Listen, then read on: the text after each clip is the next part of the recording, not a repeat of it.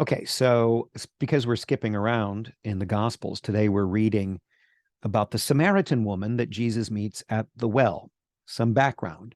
Samaritan, a member of a community now nearly extinct that claims to be related by blood to those Israelites of ancient Samaria, the northern kingdom, who were not deported by the Assyrian conquerors of the kingdom of Israel in 722 BC, which we read about in 2 Kings 17. So they claim to be Jews who keep up the tradition of their ancestors, and they claim that they weren't themselves deported, and they're keeping up the tradition of worshiping God the Father, but in a different way. These are the Samaritans, and the people from the southern kingdom were very suspicious of them, so that when Jesus meets a Samaritan woman at the well, it's shocking, first of all, that he would talk to a woman, because men typically didn't do that in those days. And it's even more shocking that it's a Samaritan that he's deigning to talk to, that he's lowering himself to speak to. And then when she says what she says, which is, "Sir," the woman said, "I can see that you are a prophet. Our ancestors worshipped on this mountain, but you Jews claim that the place where we must worship is in Jerusalem, at the new temple, not on the mountain." Well, what mountain is she talking about? Well, it's Mount Gerizim. This article tells you a little bit about it. It says the Samaritans, a small group claiming to represent the pre-Babylonian exile Israelite religion, built a shrine there on Mount Gerizim during the early Second Temple period. This is what we're reading about in Ezra. This gets complicated, but when the Second Temple is being built, which would have been about the 4th century BC, this group built a shrine on Mount Gerizim. Rather than going to the new temple in Jerusalem, they said, no, we are from an older tradition, and we're going to continue worshiping our way, which will be on this mountain. And they directed their prayers there instead of to Jerusalem, where the new temple was built. Members of this sect, meaning an offshoot, a faction, which exists in very small numbers, interpret their scriptures consisting of a particular version of the Torah, or the Pentateuch, the so-called 5 books of Moses, to refer to Mount Gerizim rather than Mount Zion.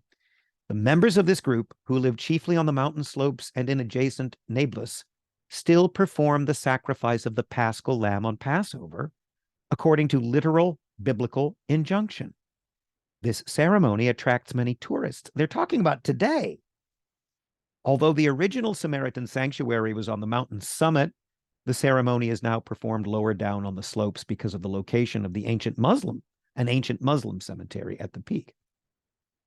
Even today, you have Samaritans who say, we are descended from the Israelites of the northern kingdom prior to the invasion by the Assyrians and the deportation in 721 BC, and we are worshiping the right way.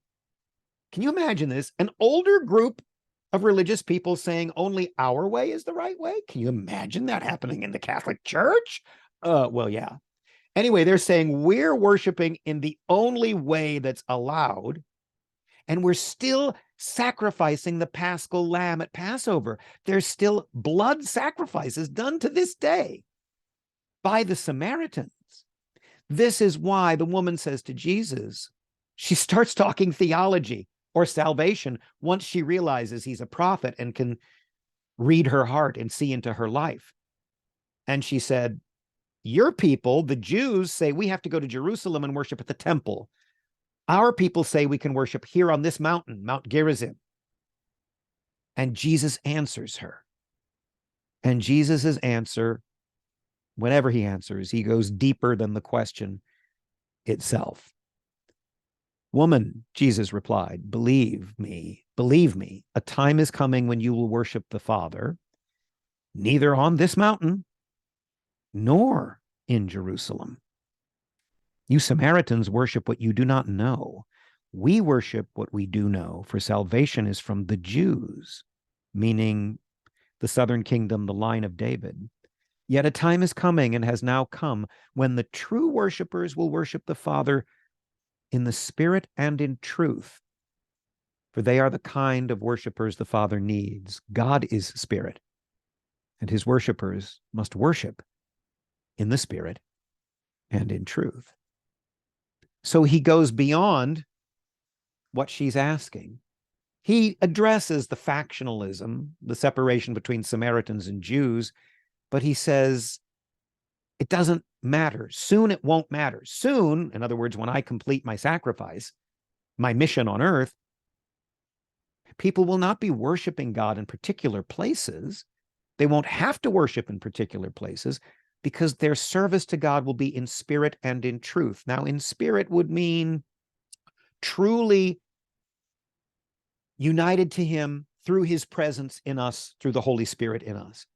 In truth would mean living lives devoted to the truth. This is why it's so important that you don't fall into the trap that you see all around you of people believing things that aren't true.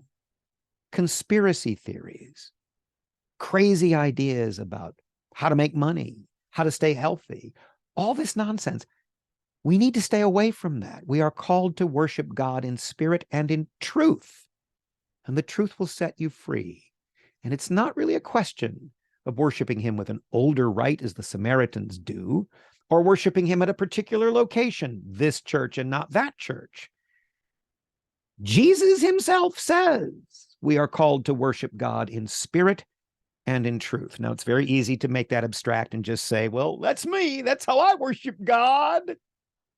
He's calling us to something real and more challenging. It's like when he talks about the commandments and says, you have heard, you shall not kill, but I tell you, you shall not even harbor anger against a neighbor. He is upping the ante. You don't just worship God by offering sacrifices, even though the Samaritans still do to this day.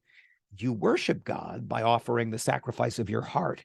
You worship him in spirit and in truth. And in truth is important when we live in a world that is bombarding us with lies and putting their faith and trust in lies. For the truth will set you free, Jesus also says. Anyway, that's pretty interesting that stuff is still going on. If you want, you could research that more on your own.